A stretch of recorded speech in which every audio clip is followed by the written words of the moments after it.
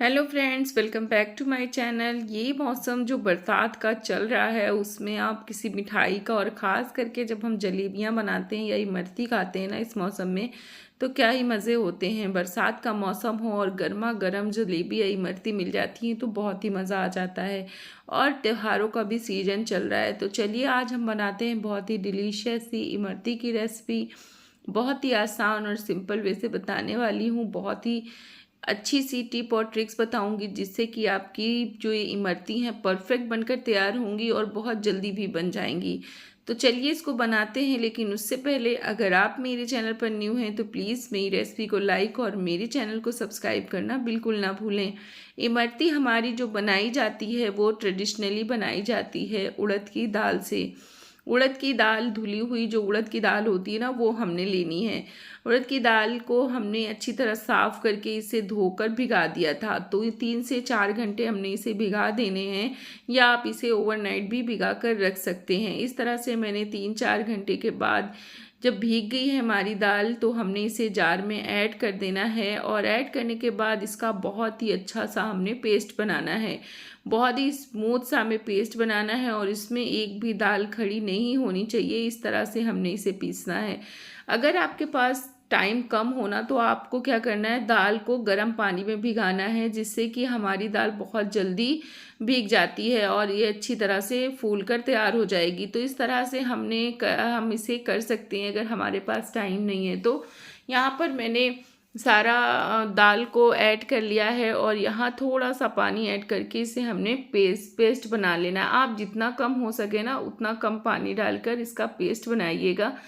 यहाँ डालने के बाद अब हमने इसे ढक दिया और इसको हमें चला लेना है। और चलाने के लिए थोड़ा सा हमने पहले ऐसे ही ग्राइंड करना है कम पानी डालकर, और उसके बाद जब इस तरह से हमने इसे चला लिया है तो देखिए इसे खोल कर हमें देखना है, और इसमें जो चारों तरफ से दाल लगी हुई है ना, इसे बहुत अच्छी तरह से हमें साफ़ करके और इसमें डाल देना है। देखिए इस ढक्कन में भी जो भी लगा है ना, तो हमने इसे जार के ढक्कन से भी साफ़ करके और इसमें चारों तरफ से साफ़ करके इसमें फिर से डाल देना है। और अगर आपको पानी कम लग रहा है यहाँ पर तो 1-2 टेबल स्पून यहाँ पर आप पानी ऐड कर सकते हैं। पानी ऐड कर दीजिए और चारों तरफ से जार को साफ़ करके इसमें डाल दीजिए। उसके बाद हमने फिर से जार का ढक्कन लगाना है और इसे फिर से चला देना है। और अब हम इसे जब तक पीसेंगे ना, जब तक ये बहुत अच्छी तरह से स्मूथ नहीं हो जाती है, और स्मूथ होने के बाद भी हमें इसे चला देना है थोड़ा सा, जिससे कि ये बहुत अच्छी तरह से हमारी दाल इसी में फिट भी जाएगी। देखिए इस तरह से हम यहाँ पर दाल हमारी, देखिए बिल्कुल बारीक सी हमारी दाल पिसकर रेडी हो गई है। तो अगर आप चाहें तो अभी भी निकाल सकते हैं, लेकिन यहाँ पर हम बहुत ही अपने काम को आसान करने के लिए एक टिप फॉलो करेंगे कि हमने ये दाल पिसने के बाद भी इसे हमने लिड लगाकर और इसे फिर से चला देना है। इसे हम 1 मिनट के लिए फिर से चला देंगे, जिससे कि हमारी ये दाल और अच्छी तरह से इसमें फूल जाए और हमें जो बाद में इसे फेंटना है ना, तो वो हमें कम करना पड़े। इसलिए मैंने इसे फिर से एक बार चला दिया है। अब इसे चलाने के बाद देखिए दाल कितना इसका कलर डिफरेंट हो जाता है। जब आप पहले चलाएंगे ना तो थोड़ी येलो टाइप की होती है, और उसके बाद आप जैसे जैसे इसे चला लेंगे ना, दाल फूल कर देखिए कितनी अच्छी फूल गई है और ये एकदम वाइट होने लगती है, इसका कलर लाइट हो जाता है और ये थोड़ी सी और क्वांटिटी में ज़्यादा लगने लगती है। तो इस तरह से कल रेडी हो गई है। अब हमने क्या करना है, इसे एक बोल में निकाल लेना है। इसे हमें एक बोल में अच्छी तरह हमने सारा दाल का पेस्ट एक बोल में निकाल लिया है, और देखिए कितनी फूली फूली सी दाल हमारी अभी से लग रही है। अब इसे हम चेक कर लेते हैं। तो पानी में डालकर देखिए इस तरह से मैंने इसे डाला है और देखिए परफेक्ट फूली हुई है और ऊपर आराम से आ जा रही है। तो इसका मतलब है कि दाल हमारी हो गई है, लेकिन फिर भी हम इसे थोड़ा सा अभी और फेंटेंगे। इसको हम बहुत अच्छी तरह से और थोड़ा फेंट लेंगे, जिससे कि हमारी दाल और अच्छी हो जाए और हमारी जो इमरती बनेगी ना, वो बहुत ही डिलीशियस बनकर तैयार होंगी। तो हमने इसे थोड़ा सा इसमें फूड कलर डाला है। यहाँ पर मैंने ऑरेंज फूड कलर डाला है। इसे डालकर हमने इसे फेंट लेना है, मिक्स भी कर देंगे, अच्छी तरह से फिट भी जाएगी। तो इस तरह से मैंने ऑरेंज फूड कलर लिया है और इसे हमें इसमें बहुत अच्छी तरह से मिक्स करते हुए और इसे फेंट लेना है। तो देखिए इस तरह से हमने इसे फेंट कर रेडी कर लेना है। यहाँ पर कलर आप उतना ही डालिएगा जिस तरह का आपको कलर पसंद है। देखिए इस तरह से मैंने इतना कलर डाला था तो ये इस तरह का कलर आया है। और ये कलर बिल्कुल बहुत ही अच्छा कलर आया था। अभी आप इमरती पर देखेंगे कि कितना अच्छा कलर, परफेक्ट हमारा कलर जैसा इमरती का होता है बिल्कुल उसी कलर का आया है। अब हमने इसे फेंट लिया, उसके बाद अब हमने फिर से चेक कर लेना। और देखिए हमारी दाल कितनी ज़्यादा अच्छी तरह से फूली है। देखिए ऊपर एकदम फ्लोट करने लगती है दाल। और पहले वाला आपने देखा है कि वो देखिए, और अभी देखने में थोड़ा सा डिफरेंस आपको नज़र आएगा। तो इस दाल रेडी है। अब इसमें इसे हमें ढक कर रख देना है और इसे हमें बाद में जो चीज़ें मिलानी है, जब तक हम यहाँ पर बना लेते हैं अपनी चाशनी इमरती के लिए। तो यहाँ पर मैंने 1.5 कप जितनी ली थी शुगर। इसे एक हमने भगोने में या आप कोई भी बर्तन ले सकते हैं, उसमें इसे हमें ऐड कर देना है। यहाँ पर बहुत ज़्यादा चाशनी मैं नहीं बना रही हूँ, जितनी हमारी ज़रूरत है बिल्कुल परफेक्ट उतनी ही बनकर तैयार होगी। तो इसके लिए मैंने यहाँ पर थोड़े गहरे बर्तन का इस्तेमाल किया है, जिसमें कि चाशनी में हम जब डिप करेंगे ना तो हमारी जो इमरतियाँ हैं बहुत अच्छी तरह से डूब जाएं। चाशनी कम होगी और छोटे बर्तन में होगी तो हमारी इमरती डूब जाएंगी और बहुत अच्छी तरह से, हमें बहुत ज़्यादा चाशनी की ज़रूरत नहीं होगी। तो इसलिए मैंने यहाँ पर आधा कप इसमें पानी डाला है और 1.5 कप इसमें मैंने शुगर का ऐड किया है। इसे डालने के बाद इसे बहुत अच्छी तरह से हमें मिक्स कर देना है और गैस की फ्लेम ऑन करके इसे हमने हाई फ्लेम पर ही पकाना है। और इसमें हमने डाल देना है 2 पिंच जितना फूड कलर, यहाँ ऑरेंज फूड कलर डालेंगे हम। आप यहाँ पर अपने अकॉर्डिंग कलर डालिएगा, जितना कम या ज़्यादा डालना है। उसके बाद हमने इसे हाई फ्लेम पर ही पकाना है। 5 मिनट ही हमें इसे पकाना होगा और उसके बाद हमारी चाशनी बनकर रेडी हो जाएगी। चाशनी को बनाने के लिए हमें चाशनी को बहुत ही एहतियात से इसे समझ लेना होगा कि चाशनी हमें किस तरह की चाहिए।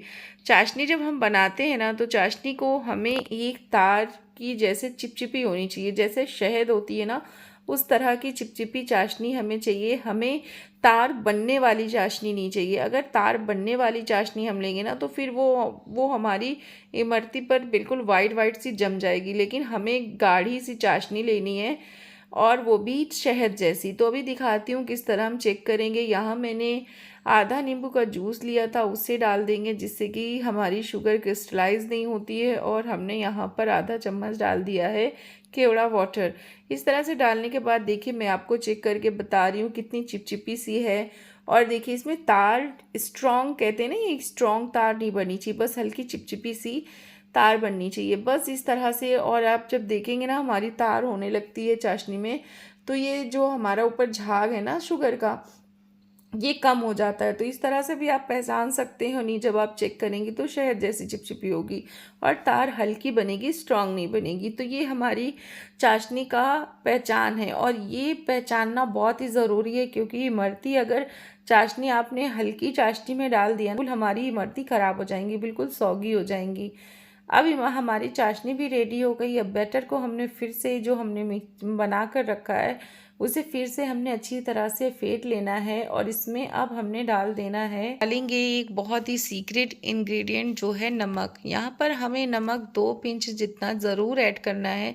इससे हमारा मीठा जो है बहुत ही डिलीशियस बनता है और बहुत ही मीठे का जो टेस्ट है ना बहुत ही खिल के आता है। अगर आप मीठा खाते हैं ना तो कभी कभी देखिए हम इमरती या जलेबियाँ खाते हैं ना तो बहुत ही मीठी लगती हैं, बहुत ही अजीब, बिल्कुल ज़रा सी खाइए आप बिल्कुल दिल हट जाता है। तो उस तरह से नहीं होगा। जब आप मीठे में थोड़ा सा नमक डालेंगे ना तो मीठे का टेस्ट बहुत ही खिल के आता है। और इसकी कंसिस्टेंसी आप नोटिस करिए किस तरह से होनी चाहिए। देखिए इस तरह से इतनी गाढ़ी होनी चाहिए कि जिस तरह से ये रिबन बन रहा है ना, बस इसी तरह की हमें कंसिस्टेंसी इस पेस्ट की चाहिए। इस तरह से हमने इसे रेडी कर लिया है। अब हमने देखिए इसे बनाने के लिए अगर आप चाहें तो जो वायरल हैक्स चल रहे हैं बॉटल्स में फिल करके उसमें होल करके आप उस तरह से भी बना सकते हैं।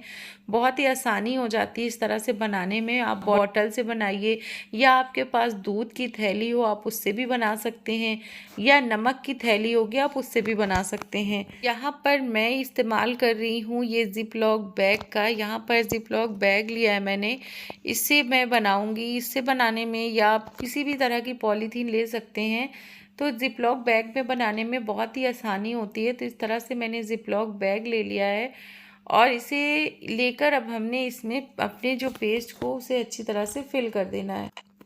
अब इसमें हमने बैटर को ट्रांसफ़र कर लेना है। इसको ग्लास में रख कर और कॉर्नर को मैंने इसमें थैली में डालकर इस तरह से भरा है। इससे क्या होता है ना, हमें भरने में आसानी हो जाती थैली में और बहुत ज़्यादा मैसी नहीं होता है।